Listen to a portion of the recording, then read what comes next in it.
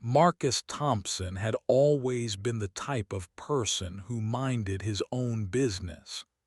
At 42, he worked as a freelance photographer, specializing in estate sales and auction documentation. The job paid well enough and kept him traveling across small towns in the Midwest, capturing the final moments of people's lives through their possessions. He'd photographed everything from antique furniture to vintage cars, but nothing had prepared him for what he would witness on that humid Tuesday morning in Millbrook, Indiana. The Hartwell estate auction was supposed to be routine. Mrs. Eleanor Hartwell had passed away at 93, leaving behind a sprawling Victorian mansion filled with decades of accumulated treasures. Marcus arrived early, as was his habit, to scope out the most valuable pieces and plan his shots. The auction house, run by a man named Vincent Carver, had a reputation for handling high-end estate sales with discretion and professionalism. As Marcus set up his equipment, he noticed the usual crowd gathering. Estate sale regulars, antique dealers, and curious locals milled about the front lawn, examining tables laden with china, jewelry, and furniture. The morning sun cast long shadows across the manicured grounds, and Marcus began capturing the pre-auction atmosphere. Everything seemed normal until he heard it, a sound that made his blood run cold. Crying, not just any crying, but the desperate, heart-wrenching sobs of a child. Marcus looked around, confused. This wasn't the type of event where families typically brought young children. The crying grew louder, more urgent, and Marcus followed the sound toward the back of the property. What he saw next would haunt him for the rest of his life. Behind a cluster of oak trees, partially hidden from the main auction area, Vincent Carver stood with a small group of well-dressed individuals. They were gathered around a makeshift platform, and on that platform sat a young girl, no more than 8 years old, with tears streaming down her face. Her blonde hair was disheveled, her simple dress dirty and torn. Most disturbing of all, she had a numbered tag pinned to her chest, just like the auction items. Marcus's hands trembled as he raised his camera, his photographer's instincts kicking in despite his shock. Through his lens, he could see Vincent Carver gesturing toward the child, speaking in hushed tones to the assembled group. The girl's eyes were wide with terror, and she kept looking around desperately, as if searching for someone to help her. "Ladies and gentlemen," Carver's voice carried across the small clearing, "this particular item comes with extensive documentation and has been well maintained. The starting bid is $50,000. Marcus nearly dropped his camera. They were auctioning off a child, an actual human child. His mind reeled as he tried to process what he was witnessing. This couldn't be real. This couldn't be happening in 21st century America. But the evidence was right in front of him, and his camera was capturing every horrifying detail. The bidding began, and Marcus watched in horror as hands went up around the circle. These weren't desperate people driven by poverty or circumstance. These were wealthy individuals in expensive suits and designer dresses, treating the purchase of a human being as casually as they might bid on a painting or sculpture. Marcus knew he had to act. The first bidder, a middle-aged woman in a pearl necklace, raised her hand confidently. 60,000, she called out, her voice as steady as if she were ordering lunch. The little girl's crying intensified, and she began to rock back and forth on the platform, her small body shaking with fear. Marcus's finger hovered over the camera's shutter button. Every instinct told him to document this atrocity, to gather evidence that could bring these monsters to justice. But another part of him wanted to rush forward and snatch the child away from this nightmare. He forced himself to remain hidden, knowing that his best chance of helping her lay in exposing the entire operation.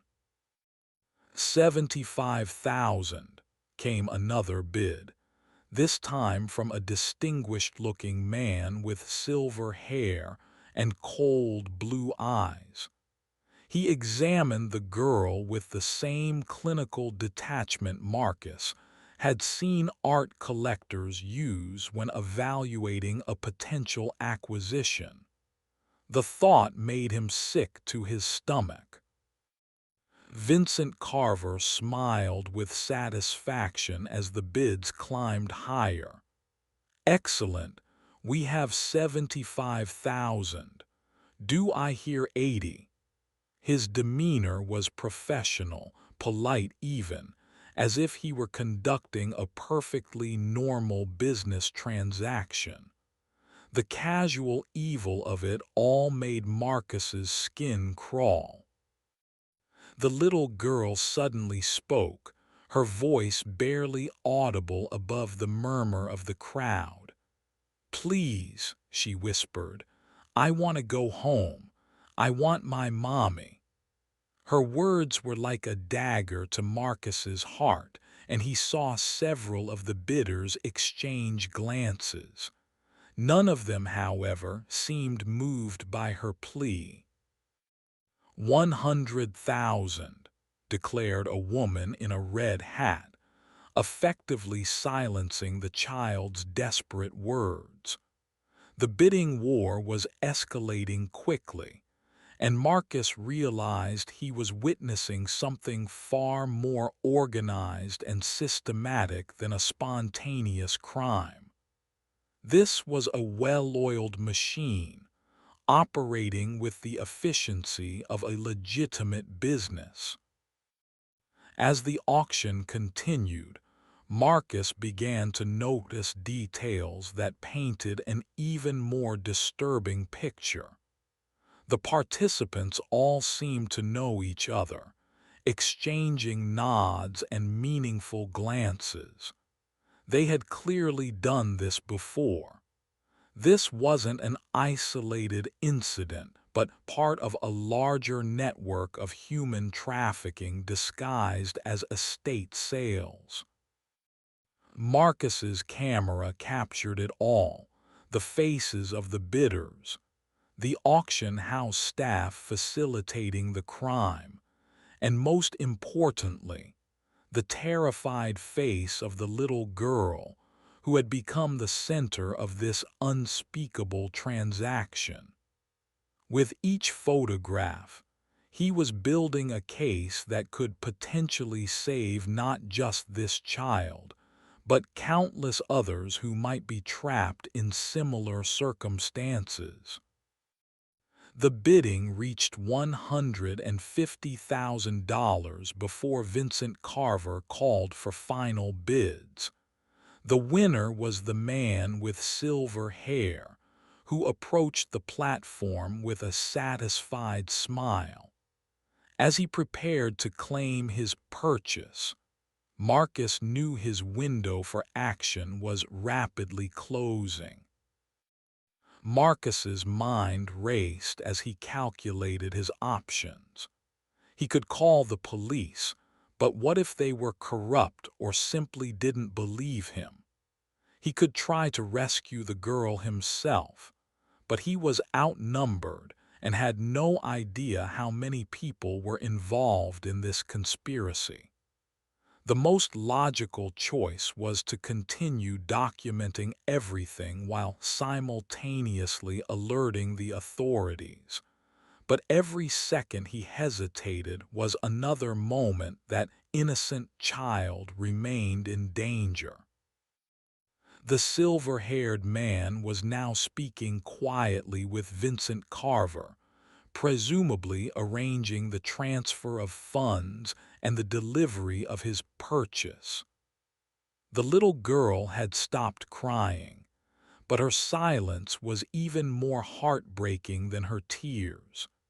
She sat motionless on the platform, staring at nothing, as if her spirit had already begun to retreat from the horror surrounding her. Marcus made his decision.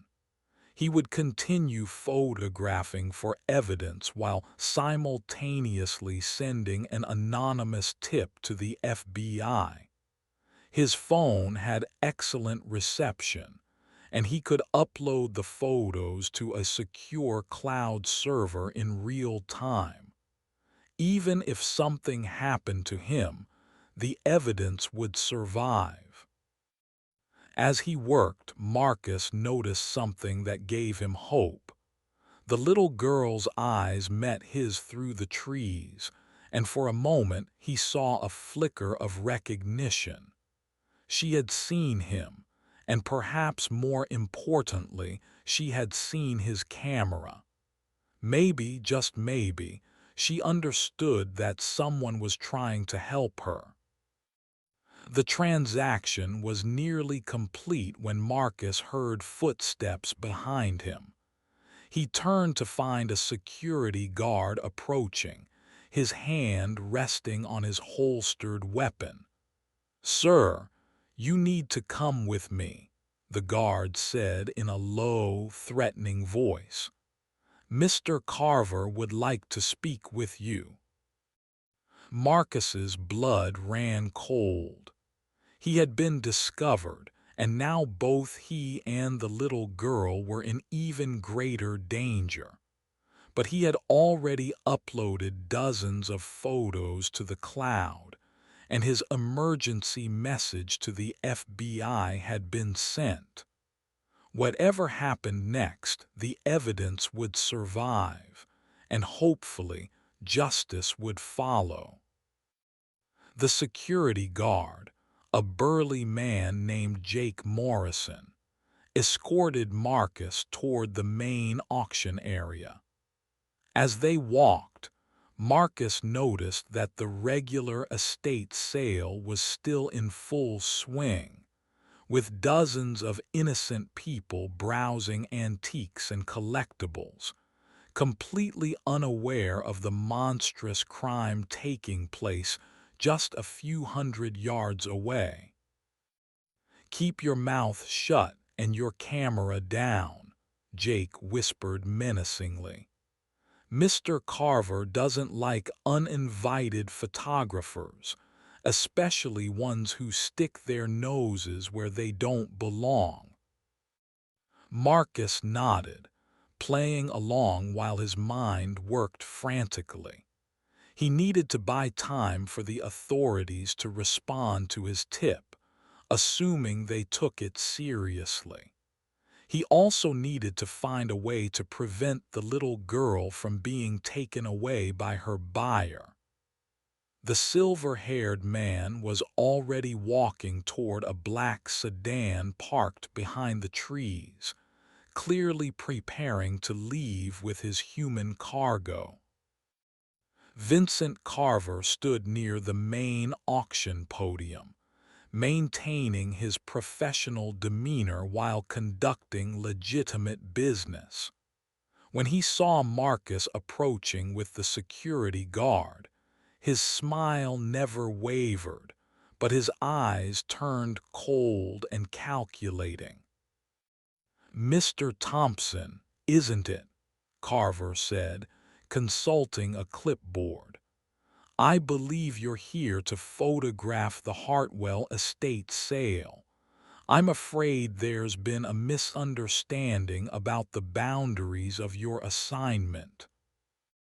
Marcus forced himself to remain calm. "I apologize if I wandered into a restricted area. I was just looking for some unique angles for my shots." "Of course," Carver replied smoothly. "However, I'm afraid some of our more private collectors prefer to conduct their business away from prying eyes. I'm sure you understand." The conversation was interrupted by the sound of a car engine starting.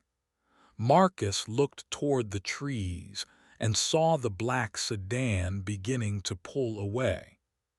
His heart sank as he realized the little girl was probably inside, being taken to whatever horrible fate awaited her. But then something unexpected happened. The sedan suddenly stopped, and Marcus heard shouting from the direction of the main road. Blue and red lights flashed through the trees, and the unmistakable sound of police sirens filled the air. The FBI had taken his tip seriously and responded with impressive speed. Vincent Carver's composure finally cracked. His professional mask slipped, revealing the cold criminal beneath. "Jake, get him out of here," he hissed to the security guard. "Use the back exit and make sure he doesn't talk to anyone." But it was too late. Federal agents were already surrounding the property, and Marcus could hear orders being shouted through megaphones. The legitimate auction-goers were being evacuated while law enforcement secured the scene. As chaos erupted around them, Marcus saw his chance. He broke free from Jake's grip and ran toward the trees, shouting for the agents to check the black sedan. His gamble paid off. Several agents immediately moved to intercept the vehicle, while others began rounding up the human traffickers. The next few hours were a blur of interviews, statements, and paperwork. Marcus turned over his camera and provided detailed accounts of everything he had witnessed. The little girl, whose name was Emma Rodriguez, was safely recovered and reunited with her frantic family, who had been searching for her for 3 days after she disappeared from a playground in Chicago. The investigation that followed revealed the scope of the trafficking network. Vincent Carver's auction house had been operating as a front for human trafficking for over 5 years, using legitimate estate sales to provide cover for their criminal activities. The wealthy buyers were part of an international network that purchased children for various horrific purposes. Marcus's photographs became crucial evidence in the prosecution of 17 individuals involved in the trafficking ring. The silver-haired man, whose name was Robert Blackwood, was revealed to be a prominent businessman who had been purchasing children for years. His arrest sent shockwaves through the business community, and led to investigations into his various charitable foundations and youth programs. The trial made national headlines, and Marcus found himself thrust into the spotlight as the key witness whose quick thinking and courage had saved Emma and potentially countless other children. The media dubbed him the photographer hero, a title that made him uncomfortable but which he accepted as part of his responsibility to speak for those who couldn't speak for themselves. During the trial, more details emerged about the trafficking network's operations. They had been using estate sales across the Midwest as cover for their activities, targeting vulnerable children from broken homes or those who had run away from foster care. The children were often drugged to keep them compliant during transportation and auctions. Emma's testimony, delivered via closed-circuit television to protect her identity, was particularly powerful. She described being kidnapped while playing at a park and being held in a warehouse with other children for several days before being brought to the auction. Her courage in speaking out helped prosecutors secure maximum sentences for the traffickers. The case also revealed corruption within local law enforcement. Several police officers in various jurisdictions had been paid to ignore reports of missing children or to provide information about ongoing investigations. The FBI's involvement was crucial in ensuring that justice was served without interference from corrupt local officials. Marcus's role in the case transformed his life in ways he never expected. He received numerous awards for his civic courage and was invited to speak at conferences about human trafficking awareness. More importantly, he began using his photography skills to document the work of organizations fighting human trafficking, helping to raise awareness and funds for their efforts. Vincent Carver was sentenced to life in prison without the possibility of parole, while Robert Blackwood and the other buyers received sentences ranging from 25 to 40 years. The network's assets were seized and used to fund victim services and trafficking prevention programs. Emma Rodriguez, meanwhile, began the long process of healing with the help of specialized counselors and the unwavering support of her family. Her parents started a foundation dedicated to preventing child trafficking and supporting survivors, often working with Marcus to document their efforts. The Hartwell estate sale was eventually completed under federal supervision, with the proceeds going to Mrs. Hartwell's legitimate heirs. The auction house building was demolished, and the property was donated to a local organization that provides services to trafficking survivors. Marcus continued his work as a photographer, but with a new mission. He began specializing in documenting the work of anti-trafficking organizations and the stories of survivors who were brave enough to share their experiences. His photographs became powerful tools for education and advocacy, helping to raise awareness about a crime that often remained hidden in plain sight. The case also led to changes in how estate sales and auctions were regulated. New laws required more thorough background checks for auction house operators and increased oversight of private auctions. While these measures couldn't prevent all trafficking, they made it more difficult for criminals to use legitimate businesses as cover for their activities. Years later, Marcus would reflect on that terrible day in Millbrook and the series of events that followed.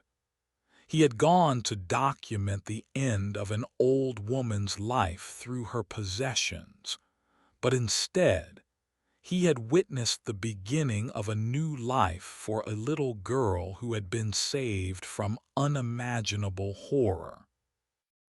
Emma Rodriguez, now a teenager, occasionally corresponded with Marcus, updating him on her progress in school and her plans for the future. She had expressed interest in becoming a social worker, specializing in helping children who had experienced trauma. Her resilience and determination to help others inspired Marcus to continue his own advocacy work. The trafficking network that had operated through Vincent Carver's auction house was just one part of a much larger problem, but its dismantling had made a real difference. The investigations triggered by Marcus's photographs had led to the rescue of 43 children and the arrest of over 100 individuals involved in trafficking operations across multiple states. Marcus's story became a case study in law enforcement training programs, demonstrating the importance of citizen reporting and the value of photographic evidence in building cases against trafficking networks. His quick thinking and courage under pressure had literally saved lives and helped bring justice to some of the most vulnerable victims of crime. The legacy of that day in Millbrook continued to ripple outward, inspiring others to remain vigilant and to act when they witnessed injustice. Marcus had learned that sometimes the most important photographs aren't the ones that capture beauty or history, but the ones that expose evil and help ensure that justice is served. As he continued his work, Marcus carried with him the memory of a little girl's terrified face and the knowledge that his actions had helped transform her terror into hope. It was a responsibility he didn't take lightly, and one that would guide his work for the rest of his life. The auction house where it all began stood empty for years, a reminder of the evil that had been perpetrated there. Eventually, the property was purchased by a non-profit organization that converted it into a center for trafficking survivors, transforming a place of horror into a beacon of hope and healing. Marcus often visited the center, documenting the work being done there and the progress of the survivors who called it home. Each photograph he took was a testament to the resilience of the human spirit and the power of individuals to make a difference when they choose to act rather than look away. The story of the crying child at the auction became a powerful reminder that evil often hides in plain sight, but that courage and quick thinking can expose it and bring it to justice. Marcus Thompson had gone to work that day expecting to photograph antiques and collectibles, but instead, he had photographed evidence that would change countless lives forever. In the end, the most important thing he captured wasn't an image of a beautiful object or a valuable antique, but the face of a little girl who needed help. That photograph, and the courage it took to take it, had made all the difference in the world.